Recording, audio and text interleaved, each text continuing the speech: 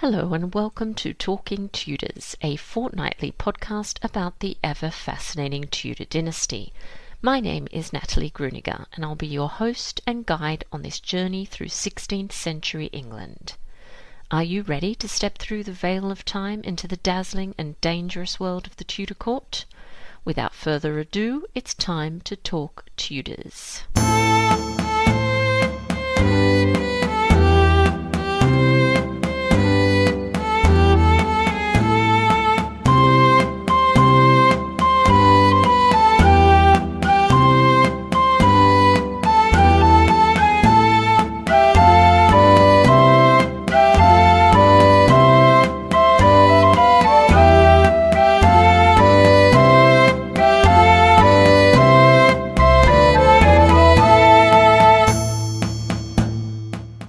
Hello everyone, welcome back to another episode of Talking Tudors. I'm your host, Natalie Grueninger. Thank you so much for joining me today. I'd like to begin by acknowledging and thanking the generous listeners who continue to support Talking Tudors on Patreon, and extend a heartfelt thank you to everyone who's taken the time to rate and review the show. As an independent podcaster, this means a lot to me. If you love the podcast, if you never miss an episode, I invite you to join the Talking Tudors Patreon community. Please visit patreon.com/talkingtudors for more information. When you join the Patreon family, you'll instantly unlock access to exclusive posts, including audio releases and videos. Patrons are also eligible to attend additional monthly live talks and take part in a member-only book club. They can also enter patron-only monthly giveaways, to name but a few of the perks. You can also support the podcast and share your love of Tudor history with the world by buying Talking Tudors merchandise. Check out all the products at talkingtudors.threadless.com. Now, on to today's episode. I'm thrilled that joining me on the podcast to talk about Catherine Willoughby, Duchess of Suffolk, is Victoria Marley. Victoria is a 2023 Academy Nicholl Fellowship finalist, whose writing also made the 2024 Love List of the best unproduced romance scripts in Hollywood. Her prose has appeared in over a dozen literary magazines worldwide, including Orange's Journal, The Chamber Magazine, Carolina Muse, the Icarus Writing Collective, and Retrospect Journal. She worked in creative development for the Montecito Picture Company and media startup Graphic India, in addition to producing a podcast for 3 years. Let's dive straight into our conversation. Welcome to Talking Tudors, Fabulous. Victoria. How are you? I'm great. Thank you so much for having me. It's not every day, especially as an American living in California, that I get to talk Tudors. So this is very exciting. It is. And can we please just start with an introduction? So if you will just tell us a little bit about you and your background. Sure. I know the voice gives it away. I am from America, but I've loved the UK and British history ever since I was a little girl. I suspect that it's because all my favorite stories were set there growing up. And I'm a writer, and I kind of specialize in adapting historical fiction. I've written both prose and for screen, and I'm really happy to share that I've had short stories published in over 12 literary magazines worldwide. And this past year, my screenwriting made the final round of the Academy's Nicholl Fellowship and the industry-wide Love List of the best unproduced romance scripts in Hollywood. But this is all to say that the first screenplay I ever wrote was about Catherine Willoughby, or Catherine Brandon, Catherine Bertie, the Duchess of Suffolk. I discovered her through the Showtime series, The Tudors, due to an enormous crush on Henry Cavill as a teenager. And it was before her character debuted on the show. And I remember looking her up on Wikipedia and reading that she was very young and very sharp-witted, and instantly I was hooked. I just needed to know everything I could about this woman, and she's been a part of my life creatively now for over 15 years. And, I'm really happy to share that I've written a short story about her that was published last year in Retrospect Journal through the University of Edinburgh, and I'm working on a mini-series about her. It's basically my mission in life to bring Catherine to the screen. Oh, I love that so much. And I have to reveal here and confess, Victoria, you're not the only one that had a crush on Henry Cavill in the Tudors, so don't worry. Yeah, I think there's lots. I know he's a hard sell visually. Yeah. Let's talk a little bit more now about Catherine Willoughby, the Duchess of Suffolk. So you kind of told us a little bit about what got you hooked in the first place. But what do you think makes her a fascinating subject now that you've been able to spend some time with her and research her? There's two things that really come to mind. One is that she was a woman centuries ahead of her time. I think and that spans several kind of categories of living, whether it was just in love, and in her life and in how she approached religion and motherhood. I think once we got her up to speed with 21st century technology, I don't think she'd been that phased by social mores if she like popped into existence in 2024. I just love that she was this very high-ranking peeress who, after her first husband died, married a commoner for love. She didn't arrange marriages for her children. She was and it's hilarious too, because I'm a practicing Roman Catholic, but I love that she was this Protestant Puritan crusader. And so it almost cost her life, how fervent she was in those beliefs. And I just adore her. And I think something that really revealed itself over my life, and I didn't think I was going to know how much I needed her, is that I think the other thing too that we can all relate to is she's such a model of resilience in my mind. This woman went through so much loss. And also, especially in a very concentrated period of time, which I'm sure we'll get into, but she lost pretty much all the major people in her life in a span of 5 to 7 years. And she picked herself up, created a new life for herself, and then pretty much almost instantly had to flee the country for risk of being burnt at the stake as a heretic, and was a young mother who was like on the lam throughout like Eastern and Central Europe, pregnant and with a baby. And I just think she is so hardcore. I know that's not a very intense, like beautiful vocab word, but she's just kind of fierce and just as someone who's, when I was 15, I hadn't really lost anyone in my life. And now that I'm not 15 anymore and I've lived a bit, I have. I found myself in those times of grief, honestly, returning to Katherine and her story and her being this kind of paradigm of resilience and almost like model, being like, she got through it, you're going to get through it too. And so I adore her. Yeah, I love that. I love the personal connection, and I can totally understand where you're coming from with that. And I think I still marvel. I've spent so many years in the 16th century, researching the 16th century, and I still marvel at the amount of women, the resilient women that this century produced. It's kind of just mind-boggling, really, isn't it?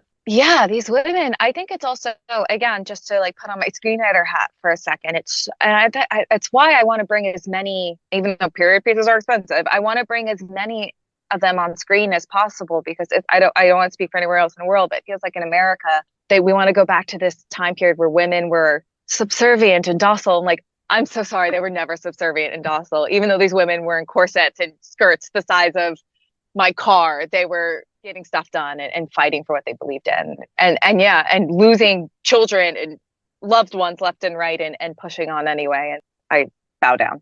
Yeah, absolutely. And so what do we know of Catherine's family and her early life? Sure. Well, she was born on March 22nd, either 1519 or 1520 in Parham Old Hall, which was the Willoughby family home. Her father was Lord William Willoughby, and her mother was Maria de Salinas. Maria was Catherine of Aragon's closest friend. She came over from Spain with her. And naturally, it's not a surprise that Maria named her daughter after Catherine. King Henry really liked when the Spanish ladies married the English guys. So when Maria and William married, he gave them a lot of land as a wedding present and named a ship after Maria, which is one of my favorite details about Catherine, because in my imaginings of her, I feel like she used to that. But again, I think sadly though, even with these very well-to-do parents, her parents were away for much of her childhood, either seeing to business. And then, Maria was, I think, the best girlfriend you could ever have. And she was just so devoted to Catherine of Aragon. And I think that was kind of at the expense of being a mother to her little Catherine. Yeah, it was very different, wasn't it? The familial relationships in those times with aristocratic parents that are expected at court, and they have so many duties. But of course, that doesn't lessen the connection between mother and daughter. Quite early on, she loses her father. So what impact does this have on her life? Yes. It's so funny, again, not to like make this all be like, I'm a screenwriter, but I was thinking about this today, and there's a term in script writing called the inciting incident. And it's like,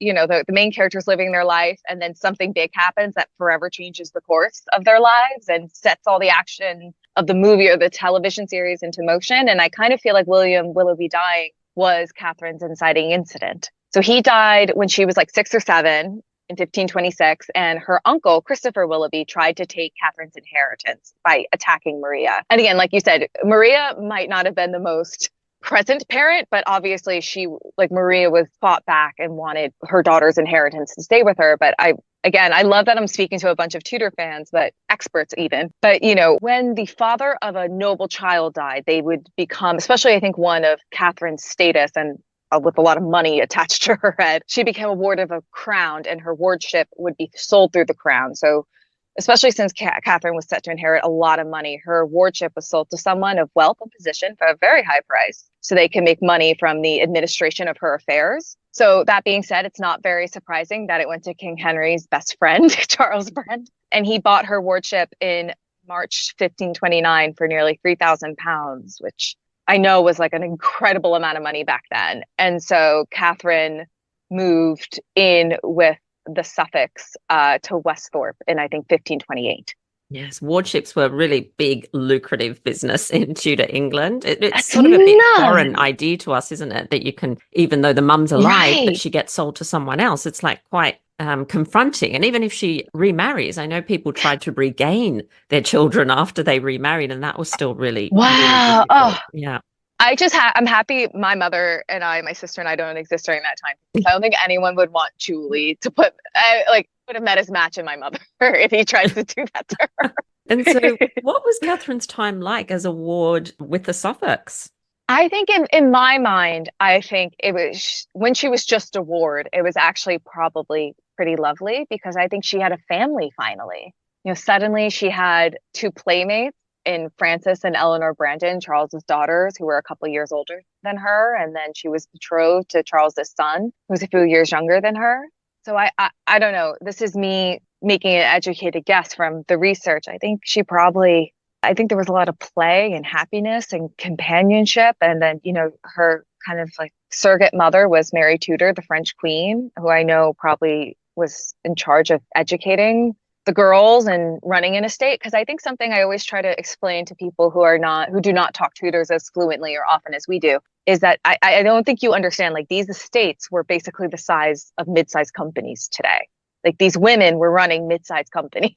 So, even though these, the girls might not have gone to a traditional school, they still had a lot to learn and they were pillars of the home. So yeah, I think up until when Mary Tudor died, sadly, in 1533, I think, I don't know, my educated guess is that it was probably quite a lovely time because she went from this kind of lonely childhood to having friends and siblings and having this like kind of almost like instant surrogate family. Yeah, they were huge estates. I know it was a huge responsibility to run those. And so you mentioned there while you were talking, Victoria, that she was engaged to Charles Brandon and Mary's son. But I'm sure that many of our listeners are thinking, wait a second, doesn't she end up married? Wait, that's not exactly what happened.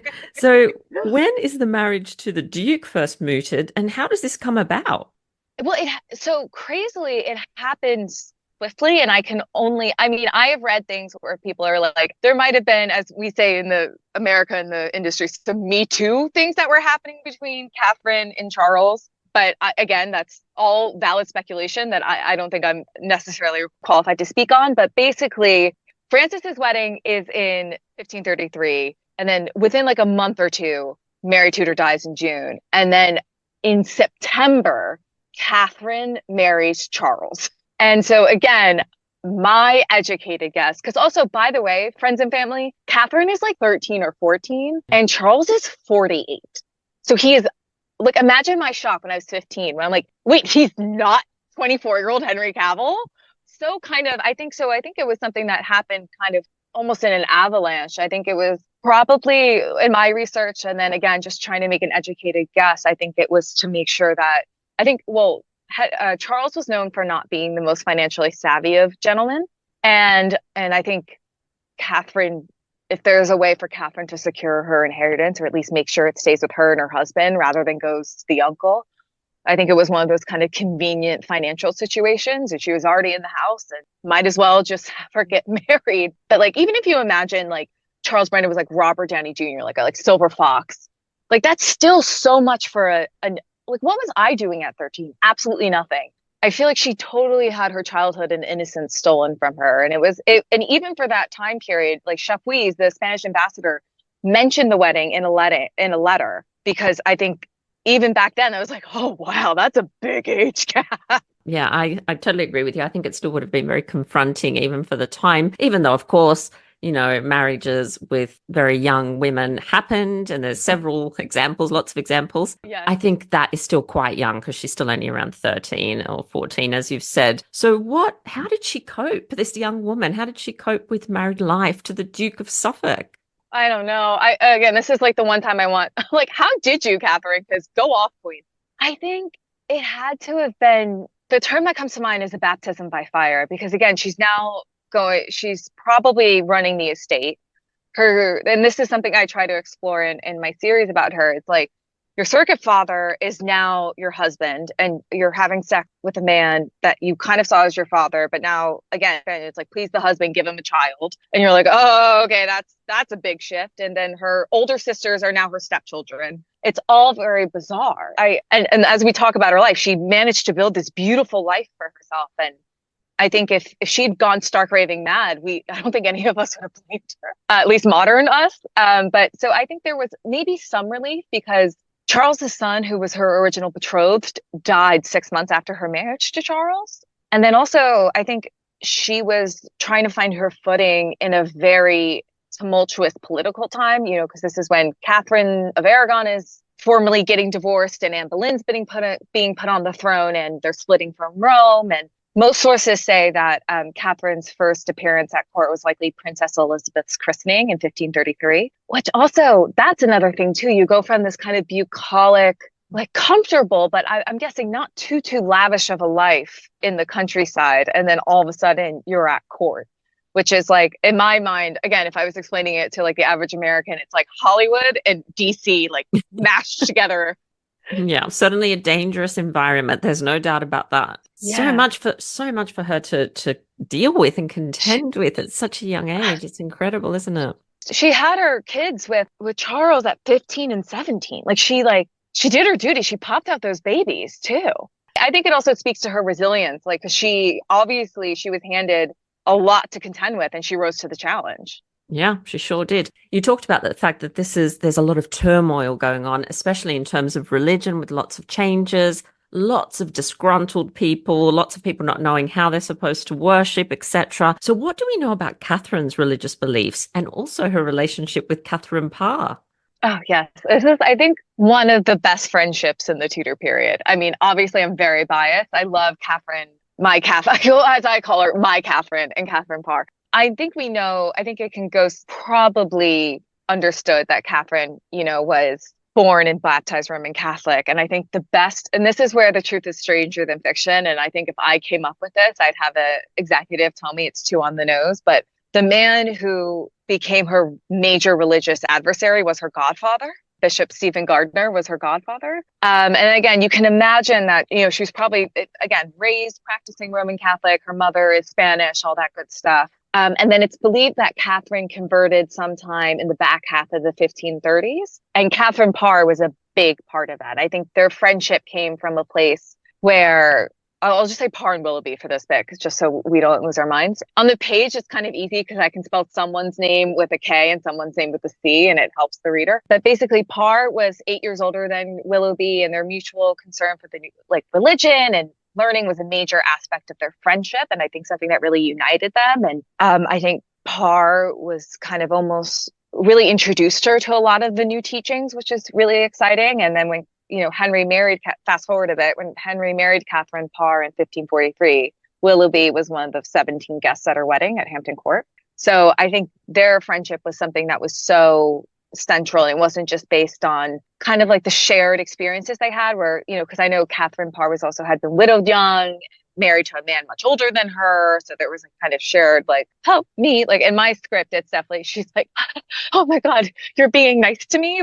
Catherine Parr comes into the story as this breath of fresh air in the cutthroat world of the court of King Henry VIII. And I think also, so basically all that to say, the record we have is that Catherine likely converted sometime in the back half of the 1530s. And I think that also kind of is convenient because also Maria de Salinas is up north with her mother is up north with Catherine of Aragon, so she has a little breathing room. And by the late 1530s, Scottish Protestant exile Alexander Seton was the Suffolk's private chaplain. And after his death in 1542, John Pankhurst, another noted Protestant replaced him. So, by the late 1530s, the people she's putting in her household are noted Protestants. And I mean, I also think I can't talk about Catherine Parr and the new religion without mentioning Hugh Latimer, who I think also he became her biggest religious mentor in life. And I think there was definitely also, because I know Catherine Parr was close with him. And then also there was my Catherine Willoughby, and Hugh had this amazing bond because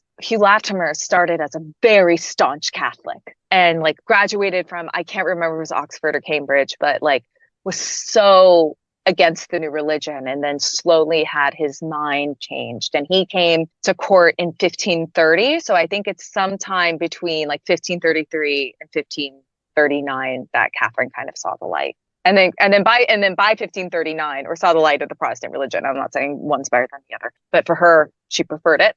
And my Catholic relatives are like, "What are you saying on this podcast?" But in 1539, King Henry prohibited Hugh from preaching in England because he was not kind of like your run-of-the-mill Church of England Protestant. He was, definitely more Puritan. And when Henry prohibited him from preaching, Charles and Catherine made them her chaplain. So incredible, isn't it? I don't know how often I've said you just couldn't make this up about people and stories in the Tudor period, because it's an extraordinary story, really, isn't it? And the fact that with Henry, you really couldn't be too Protestant or too Catholic. You had to walk that very fine line that he set. Otherwise, you could end up in a lot of trouble, as Catherine Parr almost does, and then later, obviously, Catherine does as well. So and if I could just add also, sorry, Natalie. No, I was going to say also, I think that's why, one of the craziest things about Catherine Willoughby is that she was rumored to be the seventh queen, that she was going to be the seventh queen. And it was because the enemies of Catherine Parr were like, we hate that this woman is smart and Protestant, but we need to like bring her down. And I think it's also a testament to those two women is that they did not let these, terrible rumors tear them apart or threaten their friendship. And Catherine actually sponsored Parr's Lamentations of a Simmer, like the first publication of that pamphlet in 1547 after Henry's death. So we know that, of course, Catherine Parr, she has an absolutely tragic end as well. Finally, after marrying for love Thomas Seymour and having a baby, after all these years, she does die in childbirth or just after childbirth. And then there's the little bub that's left, of course, but Thomas Seymour was in no state to be caring for a baby. So we know that Catherine Willoughby plays a role in the upbringing of this child, this royal child. So what can you tell us about that? There's not too much about that, but I think the general takeaway, sadly, is that Catherine Willoughby was sadly I'm pretty sure the baby's name was Mary, was little Mary's kind of beleaguered caretaker, because there's records of her, I believe, writing to William Cecil. I could be wrong on that. So she's writing saying like, I can't, because she has such a large estate. And by that time also, we have to remember she has two kids of her own that she has to take care of. It must have been very bittersweet, where she really wanted to take care of her best friend's child in her best friend's absence. Yet I don't think she had the expenses to do so, and it put a big burden on her. And she wrote to William Cecil, who was a dear friend of hers, being like, I need help, because I think there was a pension put aside for little baby Mary, and there was a big delay in her getting that. And so it was hard, because I think obviously I've never met Catherine, tragically, but I think this woman wanted to do the right thing and wanted to do right by her best friend, but it was putting this strain on her. And then sadly, little Mary disappears from the historical record completely by 1550, which I think sadly means she either passed away or maybe she ran off and lived her best life, and said no to the court, which I don't think any of us can blame her for. But sadly, I think it was just, she did the best she could with the means she had, but unfortunately, so many little babies, they didn't really make it through childhood back then. No, absolutely. And I think, the Crown was very good at withholding funds when they thought perhaps you could afford it yourself. So, I think she must have been a tricky position for her. And yes, the most likely case is probably that little Mary died at some point, unfortunately. But what a tragic end to Catherine Parr, Thomas Seymour, and little Mary. Like, it's just heartbreaking. I know.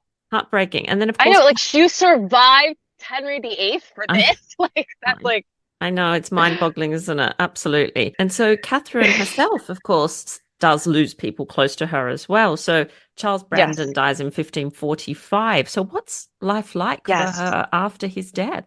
I think at first it was probably, again, very unmooring because she was 25. So they'd been married for, 12-ish years. And she was one of the executors of his will and at first had to go about settling all his debts. But it's noted 3 months after his death, however, she was hosting parties. I think she did her due diligence as a widow, but I think also this woman, she was like, everyone said she was beautiful and dynamic and smart. And so I think and she was still in the prime of her life, especially back then. So I don't think anyone was expecting her to like go full Queen Victoria and like wear black for the rest of her life and like never leave the house. And this is one of my favorite things about Catherine is she not only was she rumored to be the seventh queen, but she had like royal suitors. There's the famous rumor kind of belief that the King of Poland was interested in marrying Catherine after Princess Mary Tudor turned him down. I'm sure she was sad to lose Charles, and it was this adjustment period, especially because she's like, "Thanks for all the debt, sweetheart." But then it kind of allowed her to come into her own. Like she really focused on her two sons, Charles and Henry, and staying at Grimsthorpe. And even though she could hold her own at court, I think she was very much a country girl. Grimsthorpe and the countryside was where she was happiest. And during that time, she really focused on bringing the Reform religion to her lands in Lincolnshire. And it also informs who she married.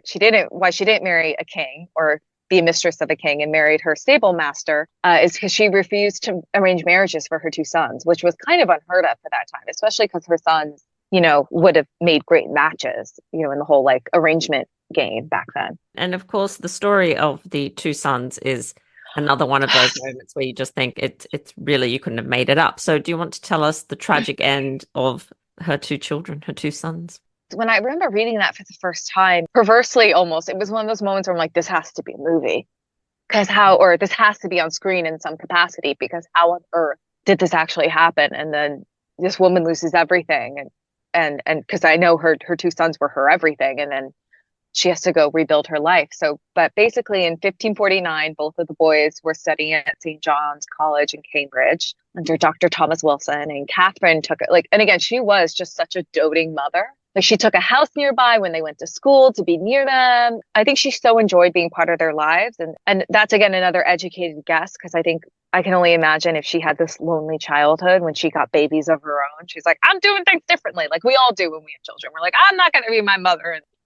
But sadly, in July of 1551, the sweating sickness broke out at Cambridge, and the boys were moved out of the town right away to stay with family at a nearby estate called Buckden. But it was already too late, tragically. Both were quoted at dinner that night. They were both making like very sad, ominous remarks about themselves, that they were like never going to have dinner together again. And because Henry died first, and then Charles was sick as well and not doing much better. And I think Charles asks at one point, this is paraphrasing, so like, where's my brother? And they're like, he's dead. And he's like, oh, no matter. I'm like, I'm not far behind him. And it's just harrowing because these, the boys are in their early teens at this point. So it's heart wrenching. And so Catherine got the news because she was staying nearby at her house in the Cambridge area, got the news that the boys were moved, and she rushed to see them. And this is the image that like tears my heart out of my chest. So she rushes to get there, and she finds Henry is dead and Charles dies in her arms. And again, these boys were like when the first one was born, like 16 max, because I think the first one, if she was married in 1533, the first one was born in 1535. I mean, it's to lose a child is just like the worst thing that can happen to a parent. And then to lose both of them in such quick succession. Again, like if she went stark raving mad, everyone would be like, okay, well, I get it. But the boys were buried privately and quietly at Buckden. And I mean, there's a lot of record that she was pretty much paralyzed with grief for a couple of months after the boys passed. The boys died in July, and there's soonest correspondence that's been discovered. It was another letter of hers to William Cecil in the beginning of September that year. So I think, like, understandably so, just knocked the wind out of her. That is such a heartbreaking and tragic story, and especially because I always call to mind the two little miniatures of them where they're little boys, and so it's so heartbreaking, and especially because she was such a devoted mother as well. But somehow she manages to Yeah. pick herself back up, which is just unbelievable. So tell us about how she comes to marry Richard Bertie, who you've just mentioned, somebody from her own household. I love Richard as if I know him. So Richard, again, quick rewind. Richard was born in 1517. He's commoner, graduated from Oxford in 1537. Came from a good family though. He was very learned. He spoke French, Italian, and Latin fluently. He's also known for being a great conversationalist and for quick repartee. So I think in my mind, there's no surprise that the famously quick-witted Catherine Willoughby was drawn to him. And I think the other thing that really drew them together was he was an avid reformer, which not only further endeared him to Catherine, but also allowed him to forge a close relationship slash friendship with Hugh Latimer as well. And it's like, he likes the people I like and like interesting. So Richard started in her household when she was married to Charles as her stable master, master of the horse. And then when Charles died, he became her gentleman usher, which is basically like, because God forbid a woman walked into a room at court on her own. So he was basically kind of her escort in a way, and not in like and not in a modern like seedy way, but literally just like she needed like, the quote unquote male chaperone, and he was that for her. And many believe that one of Hugh Latimer's famous sermons that he preached before King Edward was referencing Catherine and Richard too, because there's a quote where he says, "This faith is a great state, a lady, a duchess, a great woman," and then he mentions that wherever the great woman goes, her gentleman usher is with her. So I think a lot of us Catherine stands are like, oh my God, it's Catherine and Richard. They're so in love. And then Richard also, I think also he just was a partner to her. That's kind of what I love about their love and their marriage. And again, it's so unconventional back then because she's the one with all the status and the money. But then he would handle a good amount of business for her. I can only imagine that when she was probably bedridden after the boys died, he kept the estate running. And it's my educated guess. Yeah, that's why I wrote this down too. But I think he was her rock after the boys died. And that's why the boys died in 1551. It's not too much of a leap to think that they married to see that they married in early 1553 and that Hugh probably married them, which I think is really sweet. So what's life like for the Berties after Edward VI dies and the very Catholic Mary Tudor comes to the throne? I wrote in all caps, tense and dangerous, Natalie. Yes. It's not good. Yes, that's a good summary. Yes. Next question. No, I'm kidding. It breaks my heart. And again, this is where, in my mind, it's like Catherine is this bastion of resilience because again, she suffers these terrible losses where her monarch, her best friend, her best friend's baby, her husband, her two kids all die in a very short period of time. And she claws herself out from the depths of despair, marries her true love, doesn't buck to societal norms or pressure to marry. She was the second peeress in the land. She kind of had her picked, but she's like, I want the guy I actually like. And they have a little baby together, a girl in 1554, I believe, named Susan. But all while this is happening, things are going to not good places. So King Edward, falls ill in early 1553, and then that kind of begins the machinations regarding Lady Jane Grey, which was Catherine's stepniece, who became the 9 Days Queen. And I can only imagine that was like so unsettling to hear. Like, I don't think Catherine was she was not involved in those plots at all. I think that was all Jane's like more immediate family, but she obviously knew her from like family Christmases and stuff. And to know that she was just kind of groomed and then like a lamb led to the slaughter in a lot of ways. And I think there might have been also a little bit of hope because Catherine and Mary's mothers were best friends. And there's actually record of them playing cards. And they were only about 4 years apart in age. Mary was 4 years older than Catherine. And there was actually records in, I believe, Queen Mary's accounts that they played cards together. And so I think there was like some friendliness between them. I don't think they were anywhere near as close as their mothers were, but there was congeniality. However, the first thing basically that Mary does when she comes to the throne is Bishop Gardiner was in the Tower at the time. She liberates him from the Tower and makes him her Lord Chancellor. So that's not great. And then and then 1554, Catherine's a new mother. And Richard has to go to court because Gardiner wants to start poking around about old debts that Charles owed to King Henry and now to Queen Mary. And Gardiner uses that little financial meeting to talk about Catherine and converting and all of the time she insulted him over the years, which I am not a fan of Bishop Gardiner. And I do think this is very important. If you take anything away about Catherine Willoughby, it's that she was incredibly petty, and I love her for it. They were adversaries. Back when she was married to Charles, they had an event at their house, and I think Charles was like, everyone go, like, pick the person you like the best to walk into the dining room with. And she went up to Gardiner and goes, you're the one I like the least. Let's go. And it was just like such a thing, like the gumption. And then there's also rumors that she had a dog that she named Gardiner so she could tell it to heel, which I'm like, okay, like respect. Obviously, this has not worked out well for you, but respect. And there's another very famous story that she was walking by Gardiner's window in the tower, and he tips his hat at her in like this kind of reverent kind of acknowledgement. And she goes, it is Mary with the lambs now that the wolf is shut up. So all this is to say, like, there is cause for animosity between them. And it wasn't fully just because Gardiner is like, she's not Catholic, she's a heretic.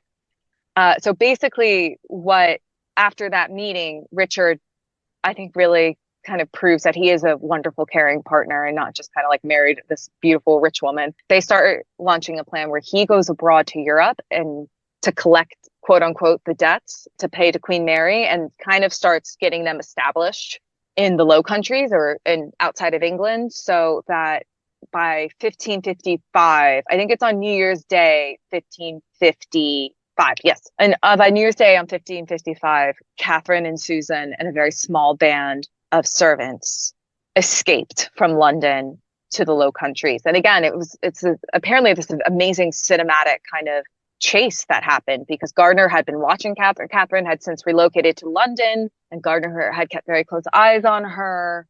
And they were pursued, and they had to hide and not get caught by Gardiner's agents. And I remember reading that the boat that they'd contracted to take them across the channel, there was bad weather that day, and it took 3 tries for them to get past the British coastline. And I think in between one of those tries, a crew member was questioned by Gardiner's agents. So they really escaped by the skin of their teeth. And I can only imagine, I don't have any children, but I've babysat a lot. And it's like, you have to be quiet and you're hiding, and you have an infant who doesn't quite understand what the game is. So just nuts. And then, but they do make it to the Low Countries. Catherine and Richard reunite. They settle about 100 miles inland from the ocean in a small town called of Santing near Wesel. I'm sorry if I'm not saying it right. And then their cover got compromised. And like Gardiner was still after them, even though they had fled England. And then Catherine also discovered she was pregnant again. Like literally, you can't make it up. So basically, they are able to settle in Wesel, and they live there for a while, and they're happy. And Catherine has her son, Peregrine, in October of 1555. And Peregrine, I remember when I went to Grimthorpe, I can't even, like 10 or 12 years ago now, I remember that the folks who worked there told me that has become a family name, and it means wanderer, and it's very fitting for the baby who was born in exile. And then basically they had to move again, where they went to an area called High Dutchland, because they had heard that, even like a year or several months to a year after they fled, there were still people looking for Catherine and Richard. So they fled to an area in Germany called High Dutchland. They settled in the mountains with Otto Heinrich, the Prince Palatine. They lived there for about a year, but then their money was running low and they couldn't afford to live there any longer. And Catherine, again, who was like married to the king's best friend, is now selling her jewels so they can survive. And thankfully they had an offer of asylum from King Sigismund from Poland, who's apparently the same king who might have proposed to Catherine. He offered them asylum, which I'm like, King Sigismund is a good dude. I guess he did marry somebody else eventually. So I guess there were no hard feelings, even if there was a rejection a couple years ago in England. But, it was difficult because, like, yes, they would be safe in Poland and that would be enough space. But it was a very treacherous journey. Again, she has 2 little kids and she has to cross these huge mountains. And even so, Richard and Catherine make the decision to go to Poland. They leave in April 1557, and not far into their journey, they were mistakenly attacked by the local militia or like military. And Richard was imprisoned in a nearby town. And thank God, Catherine knew the nearby earl. And it's like something I love. Like she rescued her prince, like her prince rescued her, or her quote unquote prince, like the love of her life, I think really was her rock when she lost her first two sons. And then I love that she kind of had this chance to be the heroine in her own right and get Richard, make sure Richard wasn't like killed in a random town and in Eastern Europe over a misunderstanding. I think if I'm remembering my research correctly, and I was telling Natalie earlier, I've had Catherine's story in me for so long that sometimes I was like, wait, is that something I made up? And it's been there since the first draft, so it feels real, or is it a fact? But basically, it was tricky for Richard because he spoke so many languages, but not a lot of the languages he spoke were spoken where they had fled. And I think basically these local militiamen or like sheriffs had asked him for his papers and he went to reach for them and they thought that he was reaching for a weapon, and then someone got a little trigger happy. But again, Catherine got Richard out of imprisonment, and there's a really funny detail where apparently when the Earl of Urba, who was like kind of like the local noble, came to intercede on their behalf, like all the townspeople's jaws dropped when they saw him do this like very deep bow to Catherine, because I think also by that point she was like not, she wasn't like giving her court best, obviously, 'cause she was a young mother who'd been on the run for years now. Like all this does have like eventually a happy ending where they make it to Poland. Sigismund receives the Birdies as honored guests. They received a house and lands in one of the counties that the crown owned, and they basically got to maintain and rule this land in Sigismund's name, and they were able to stay there for as long as they wanted to. And they did stay there for another couple of years and returned to England in 1559, 4 years after they left, when Queen Elizabeth took the throne. What a story. I can see why you want this on Right? screen. I'm picturing scenes Right. as you're talking. So it's amazing, isn't it? Absolutely extraordinary Yeah. story. And so yes, you've said so for the Berties, Elizabeth's ascension is a really obviously a good thing because they're Yeah. permitted to go home. So maybe just to start wrapping up Catherine's story, can you tell us a little bit Yes. about what we know about then her final months and her death? Yes. So they come back in 1559. Luckily, there's no drama quite as intense as that. Elizabeth restores their land and their possessions to them when they return, when the Birdies return. And from my research, I don't think Elizabeth and Catherine had the kind of easy friendship that Henry and Catherine did. And then, again, I'm just like going to just quickly fast forward through 20 years because she dies in 1580, sadly. But she's 60. So, but like, and back then that's like quite an achievement. But basically they come home, they have their two homes, Grimthorpe in Lincolnshire and Willoughby House in Barbican in London. Sadly, and honestly, not surprisingly, she was plagued with minor illnesses for the rest of her life. It was never anything really major, but I don't ever think she was like quite herself and like well again. Because she was also known for being an incredibly early riser. There's records of her writing letters to William Cecil saying she's lazing about in bed at 6 a.m. So I think she was a very like vivacious woman and then wanted to get out and seize the day. But I think after obviously everything she went through in exile, that kind of like took some life force out of her. That basically, the last 20 years, and I know it's not her final months, but the last years of her life, there was a lot of family drama with the Greys, where the Grey girls loved to marry people that Elizabeth hadn't approved of, which again, as we all know, there's that pesky little rule that Henry put in place in 1536 that the monarch, especially if two nobles were marrying, the monarch had to approve their marriage. And the Grey girls were off like, I don't care. And I just think it was so funny to me too, because first it was Catherine Grey and the Earl Hertford, and they both got thrown in the Tower. And then in 1560. And then 7 years later, Lady Mary Grey does she pulls the same stunt. And then Catherine she gets just charged into Catherine's care for a few years as a result. And once again, Catherine felt ill-equipped to take care of this girl. And again, she has her own two children, also have their own marriage drama that she's dealing with. And I kind of love that she was a bit of a fixer. Like she kind of was this, I don't know, in my mind, she was like this cool matriarch. Personally, when I'm writing the screenplay, I want her to come home to Grimthorpe and it's happily ever after. There was a good amount of drama with the kids. Richard actually was a member of Parliament for Lincolnshire in 1563 for a while. I don't think he really took to public life as much as other people. maybe kind of encouraged him to. And then Susan, her daughter, married for the first time in 1570 to Reginald Grey. I love that she like pushed to get him an earldom or to get him restored as an earl, but he died a year later. And then Susan did remarry, but it was after Catherine died, to Sir John Wingfield. And sadly, also, I know another title that Catherine fought for and she was never given. She never got the satisfaction of achieving it. Was she really wanted Richard to be given the title of Lord Willoughby, but for some reason Elizabeth was like, "Your family is so messy, I don't want to." But basically, Peregrine fell in love with someone a little inconvenient. She sent him to stay with William Cecil so he could learn from the top advisors of the Queen. And he was originally engaged to Elizabeth Cavendish in 1572, but then the engagement kind of fizzled, or that never came to be. And then, much to his mother's distress and the Queen's distress, was intent on marrying Mary de Vere. And both, again, Catherine and Queen Elizabeth did not want him to because of her brother Edward's abuse of his wife, Anne Cecil. But apparently Peregrine's mind could not be changed, and Catherine really played a large hand in making sure that this marriage happened without any harm coming to the family. So even in her older age, she was this very like shrewd and deft courtier and kind of mover and shaker at court. And then she died quietly, at least died in September of 1580. And she was about 60 years old. And there's a monument to her in the church where she was buried in Spilsby in Lincolnshire. And as an American, I'm like, it's there? Because like everything that's old in our country and for the Brits is like, that's new-ish. And I'm like, oh, right, okay. And Richard, I think it's also kind of beautiful that Richard outlived her. I'm sure he was devastated when she died, but she never lost him.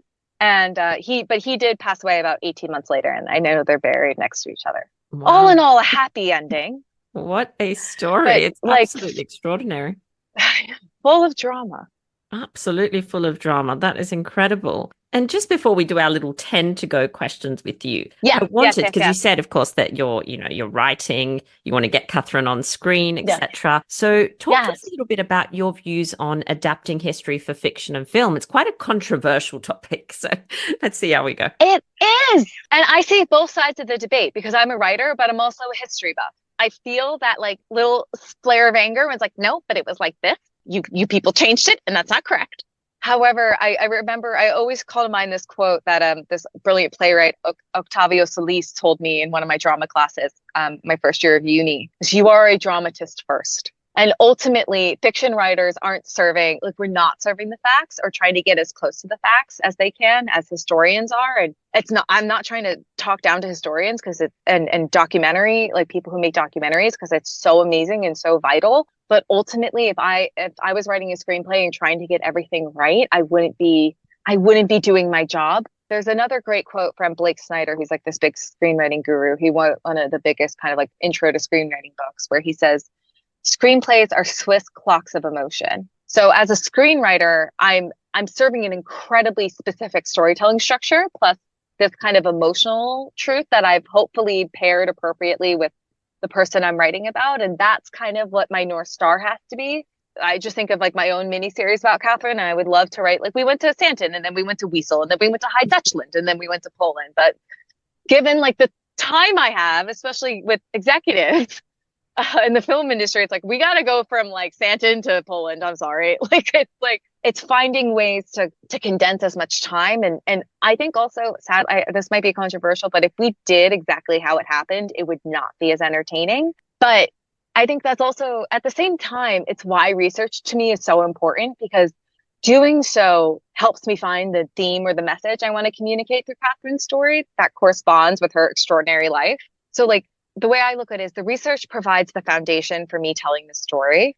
And then when I do have to take creative liberties or change things, hopefully they're rooted in as much truth as possible. And again, like I'm not just being like, and then she did this. It's hopefully all educated guesses and inferences. And I find research so imperative because also it usually does a lot of work for me. Like when I remember reading about Katherine, I'm like, oh, well, this is okay, cool. I got the structure of the thing. Like I don't need to come up with any big set pieces because they're all here. And the truth is often stranger than fiction, but unfortunately due to times constraints and just the foundations and the certain things you have to do for storytelling, things have to be changed. And I also would argue, like, I get that there can be frustration over certain people's takes. But again, I know so many people, their touchstone or the reason they want to learn about Tudor history is because of Wolf Hall. Even though I'm sorry, I think Hilary Mantel just had a time machine and went there because like sublime. And the Tudors and other Boleyn girl, like yes, are those especially the Tudors and other Boleyn girl, are those the most accurate depictions of probably what went down? No, but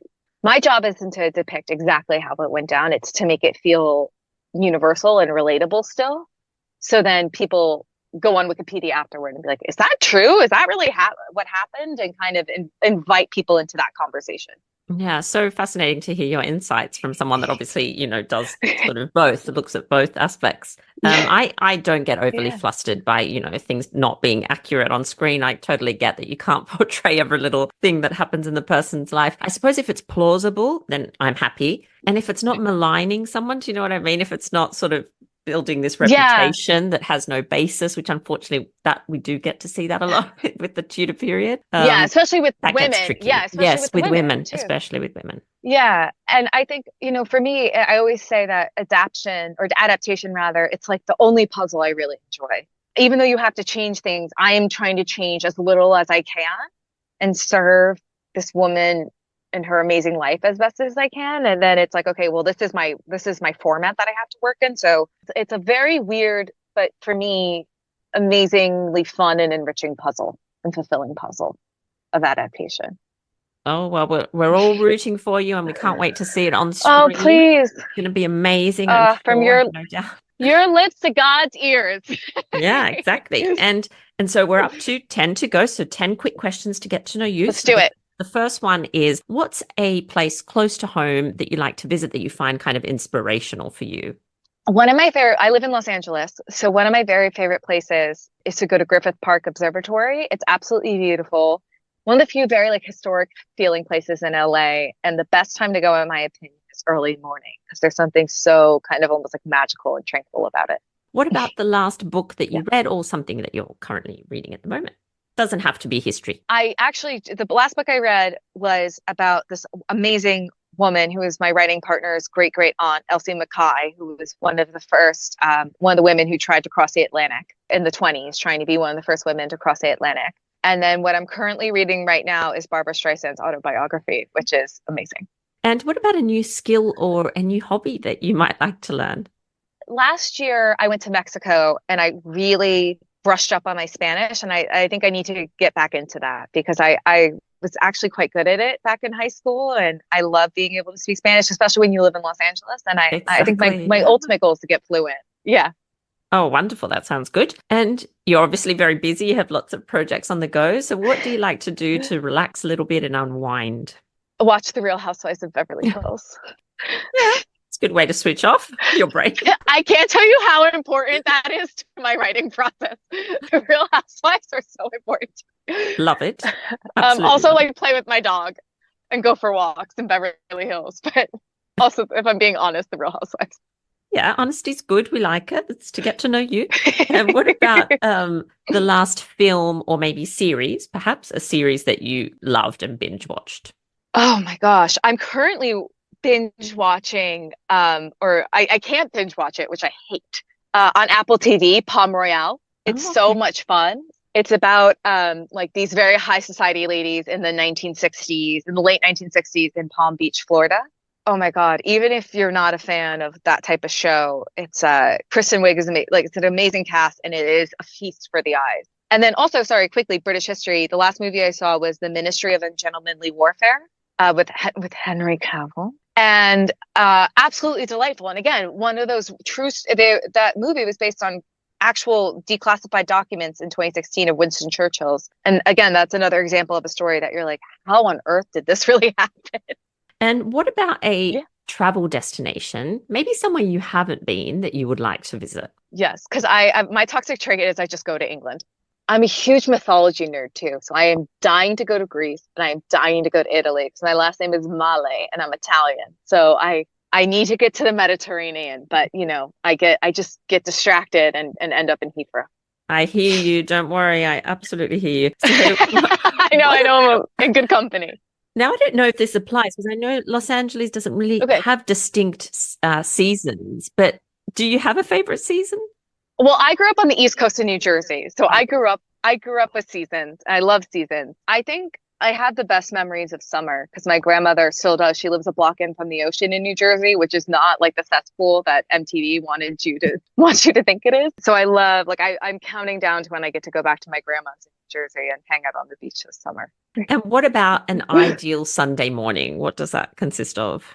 It's funny, I have a writers group on Sunday morning. So it's waking up early enough to do a yoga class. I love hot yoga. That's another thing that I'm trying to get better at. I'm trying to get a headstand maybe by the end of 2024. I know it's hard, especially because I have a lot of anxiety. So I'm like, but I can't go upside down.